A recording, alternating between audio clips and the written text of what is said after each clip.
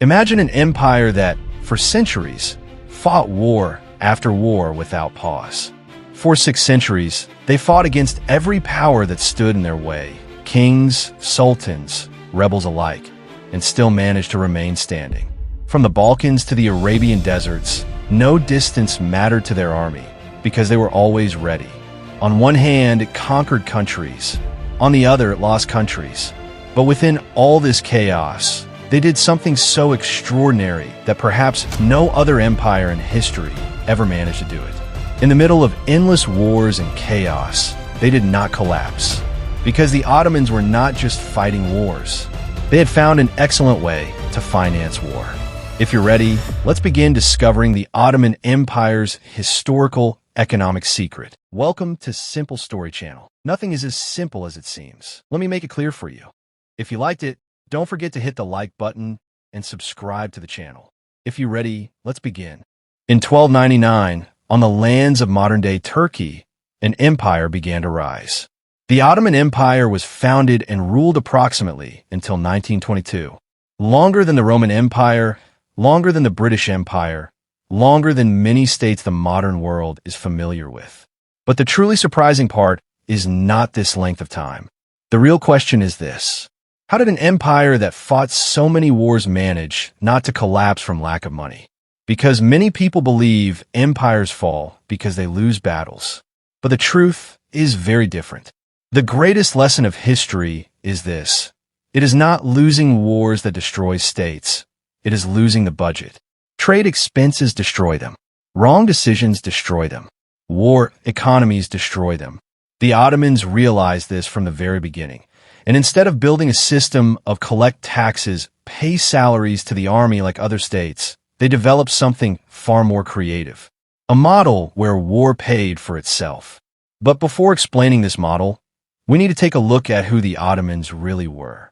Because many people still see the Ottomans as an empire of domes, Janissaries, turbans, and magnificent palaces. Behind this glory was a massive mechanism that worked smoothly for centuries. The entire story began in a small principality. A few thousand horsemen led by Osman Bey, with a bit of courage and perfect timing. Conditions were ideal for Osman's followers to gain new lands.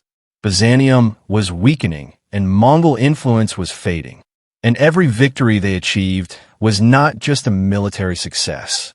It was also a source of income. Land meant taxes. Population meant revenue. Production meant resources. If we want to understand the Ottoman economic system, we must first understand this. For them, war was not an expense. It was an investment. By the 1350s, the Ottomans were no longer a small principality. They had become a power controlling the most important routes between Europe and Asia. And in medieval economics, controlling these routes meant controlling the lifeblood of the world. Anyone traveling from Venice to Iran, from Cairo to Budapest, from Baghdad to Istanbul had to pass through Ottoman gates. And every caravan, every shipment, every merchant meant new taxes. But war was not just about swords. It required food, fuel, and manpower. The Ottomans of that era may not have had more resources than others, but they discovered something far more important. Continuous cash flow. The roads were theirs. Trade passed through their gates. All of this was an extraordinary source of money for the era. Thanks to this, the empire could fight wars, gain territory, and still remain standing. Then came one of the greatest financial innovations in history, the Timar system. First, let me ask you a question. What is one of the biggest expenses of modern states today? Of course, salaries. The Ottomans solved this problem wisely centuries ago. They did not pay soldiers salaries. Instead, they gave them the right to collect taxes. They said, "You collect the taxes of this village." The Sadr not only earned his income this way, but also had to provide his own horse, weapons, and armor. The state, meanwhile, spent almost nothing. So what was the result? The soldier had to maintain order himself. The villagers was tied to a stable authority. The state treasury did not empty. The army was ready whenever it was called. Thanks to this system, the Ottoman army became dependent on taxes, not on the treasury. The second major mechanism of the financial system was the Janissaries, known by everyone, but fully understood by very few. The Janissaries were professionally trained, disciplined, and completely loyal to the state. Their source, while ethically controversial, was financially extremely effective, the Devshirme system, because under this system, the state did not bear the full cost of raising a soldier for birth. Instead, Janissaries were collected from conquered populations. The state received ready-made soldiers. By medieval standards, this was a massive economic advantage. In short, Timar cheap cavalry, Devshirme low-cost professional soldiers. When these two systems came together, the Ottoman Empire's military expenses and burden were drastically reduced. Conquests acted like fuel for the system. Every new land, new taxes. Every new port, new trade. Every new road, new income. Think about it this way. A European kingdom returned from war in debt. The Ottomans, by contrast, returned richer. Geography also gave them a huge advantage. The Straits, the Mediterranean, the Red Sea, the Persian routes, all were under Ottoman control. The most valuable goods of the era, silk, spices, horses, weapons, coffee, all passed through Ottoman lands. That's why in the 1500s, the Ottoman Empire was one of the richest and greatest states of its time. Over time, income sources diversified even further. State monopolies. Salt, coffee, tobacco. Many products were under state control. Think of today's national oil companies. Annual tributes. Many regions across the empire made regular payments to the Ottomans. Governing had never been cheaper. A debt-free system.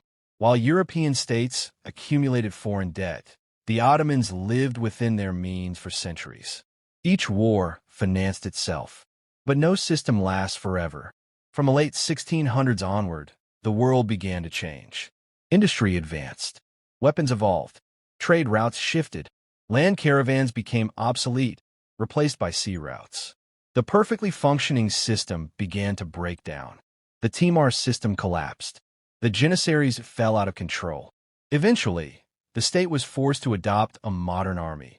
But unlike the old one, this army demanded salaries. And the Ottomans finally made the mistake they had avoided for centuries. Foreign borrowing. And money does not forgive mistakes. Loans taken in the 1800s, rising interest rates, and finally in 1881, foreign control over Ottoman finances. It was a bitter end to 6 centuries of financial independence.